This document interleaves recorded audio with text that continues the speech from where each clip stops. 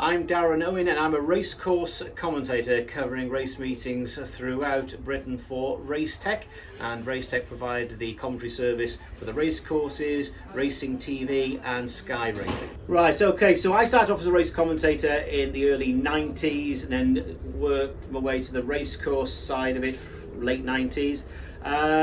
So in terms of preparing for a day's racing, normally I have a print out of the colours, I make notes, but because I've been staying away, and I'm here at Wincanton today and I'm staying away, this is out of my area because I'm normally on the Northern Circuit, I'm actually using the race card. So basically, let's take the first race. The first race is a conditional jockeys race and amateur jockeys. It's a pretty low grade race, the first race, but that doesn't make a difference. So you take Himalaya for instance. I've got M06, so maiden 0 from 6. Just a line basically. So I've got a line virtually on every horse. You know, there's double click, 2 wins here, and FL 4 last. And then with the jockeys, I've put a 0 next to a few of the jockeys. It obviously means they've never had a winner, because obviously we're dealing with some of the less experienced conditionals and amateurs. Highlighted Miss Moret there because she's a mare, so highlighted the fact that she's a mare, so I don't want to call a she a he in the heat of battle. Obviously got the colours there. In terms of the actual learning of the colours, it certainly wouldn't work to learn the colours for a whole race meeting, the eve of the meeting, or the day of race, or in the morning of racing. You take it, or I'm sure if you ask all my colleagues, they'll all come out with the same answer. You take it race by race. Yes, you'll have a look for if there are any colour clashes or awkward names. Obviously, that's another aspect of the job. A lot easier nowadays with the internet. Obviously, we have a lot of French breds, of course, in the jumping game now here in Britain. Just research pronunciations, make sure you're on top of that. Obviously you're not going to get all of them right, but try and get most of them right. And the learning of colours, that's taken race by race. So I'm looking at my watch now, we're about 25 minutes, half an hour to the first race. Shortly I will have a good look at those colours. Like to be on top of it when the jockeys, the jockeys are in the paddock and then the horses come out onto the course. Like to be on top of when the horses are going to post. That's the most important time for a commentator, seeing the jockeys in the paddock or as they canter down to the start and milling around down at the start. That's when you're really sort of digesting what you're seeing, associating the set of silks to a horse's name. I've got a basic notepad here, which probably won't mean much to most people, but basically I've just drawn a map of the course. So I know they're coming to whatever flight it is, the third, and they've got 8 to jump or whatever, open ditch, plain fence, water jump in steeplechases. All my highlighters, clipboard.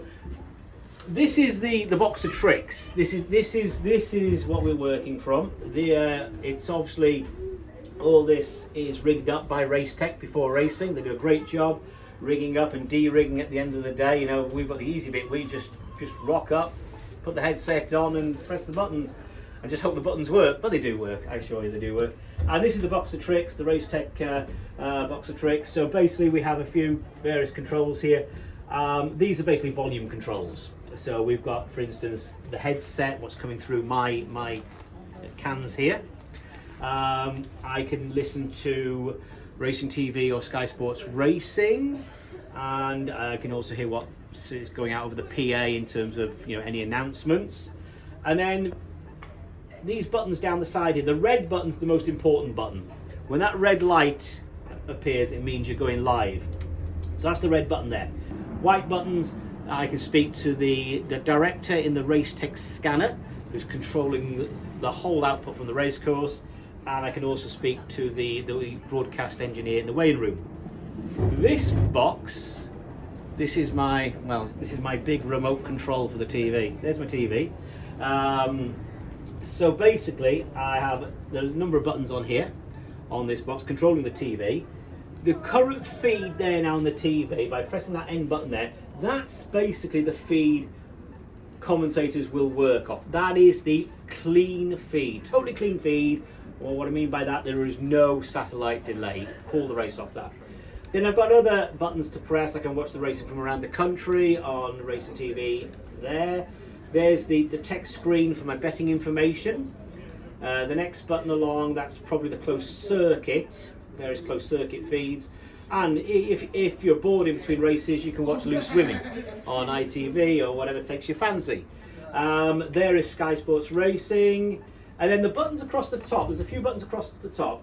There's 4 or 5 of these, which will be various cameras situated around the racecourse. So there's one. In fact, that there is my car. So at least I know it's safe. That's safe. And there's the camera. That's the camera in the grandstand, obviously. One overlooking the paddock. One down the straight near the second last hurdle.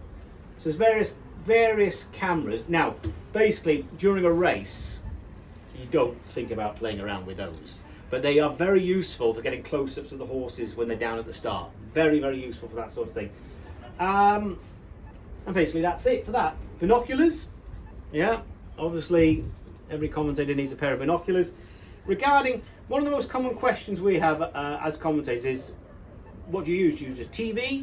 Do you use your binoculars? It depends where you are and where the horses are on the track. I mean, here, it's not one of my regular courses. I'll probably today pick my binoculars up as they, over fences, go to the second last, over hurdles between the last two, take them around the course with my binoculars into the back straight. But because there are various obstructions like the big screen and there's a building there, I'll have to use the TV a fair bit as well. It just really depends where you are, what race course you are. Some race courses are more sort of binocular friendly, if you like, compared to others. So that's it, isn't it? Well, keep trying. Send the tapes away. You know, practice in front of the television. Not recordings of races. You do some live racing in front of the TV. Turn the volume down. Record yourself. Keep practicing, and then when you feel ready, just send some of that stuff away to Sky, to Racing TV, to Race Tech, and when you go racing, obviously very very important to go racing. Try and sort of introduce yourselves to the current team of commentators, and there will the opportunities they do come along with two young commentators have just been recruited now in the last 12 months. So there are 20 racecourse commentators in Britain, but I would say three quarters of us are a certain vintage in the age stakes. So there'll be a few jobs up for grabs in the coming years. But yeah, so basically keep trying. When I was obviously growing up, we were rather limited for the access you had to racing, in terms of you were waiting for racing to appear on the TV on BBC, ITV or Channel 4. There were no racing channels in those days, but now you've got the racing channels, you've got the internet, etc. So yeah, just keep practicing. So they're about to make a line.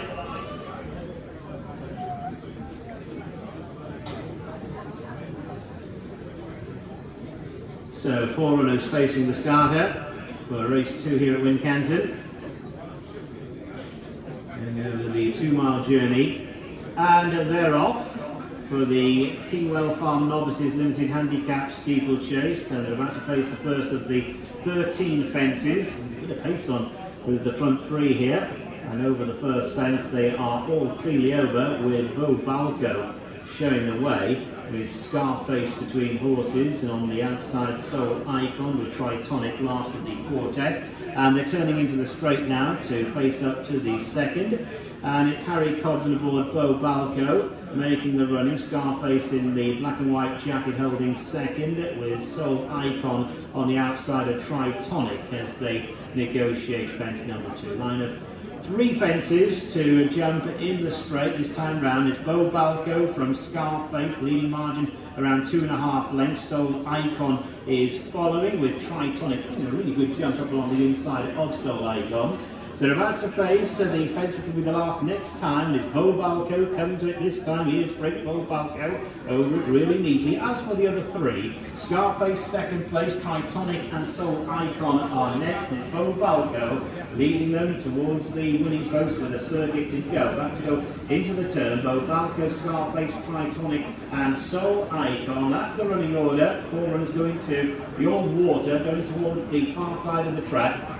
And it's Bo Balco the leader, Bobalco by around 3 lengths, Scarface holding second, Tritonic in the red and white jacket up along the inside, and to the outer is Soul Icon. So they are over that fence and heading now towards the 4 down the far side. Bobalco, Scarface, Tritonic and Soul Icon is the running order as they move on towards the 6th, Bobalco, galloping on nicely, approaching fence number 6, Bobalco, a couple of lengths up, Scarface second, Tritonic third, Soul Icon landing in 4th, and they're now making the run to the first of the ditches. 2 ditches to be jumped over on the far side. Bobalco is going to the first of the open ditches. Bobalco over from Scarface with Soul Icon chasing Debutante on the outside of Tritonic.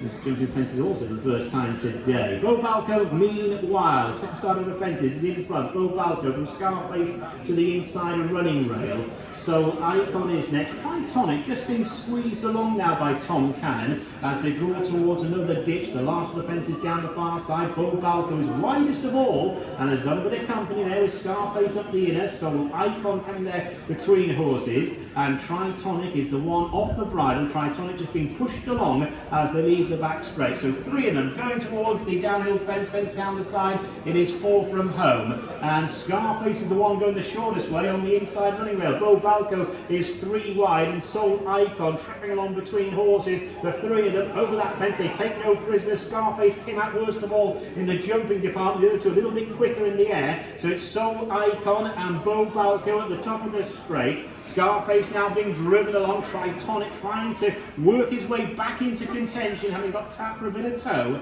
as they make the run towards the last 3 fences. So it is Soul Icon taking over. Soul Icon with Bobalco on the outside. Tritonic meanwhile is rallying. Scarface is the one dropping away as they make the run down towards the second last, and on the rail it is Soul Icon, but Bobalco's attempting to come back. So that's 2 legs, and oh, and Soul Icon has blundered badly on seeing Harry Kimber over jumped there, and this race has opened up, and Tritonic is the one coming through to take over from Bobalco, and Tritonic, who's the first off the bridle down the far side, getting trapped for toe, has picked up lots of pieces here, and it is Tritonic who's going on to win on this his chasing debut. Tritonic winner, Bobalco second, and Scarface third.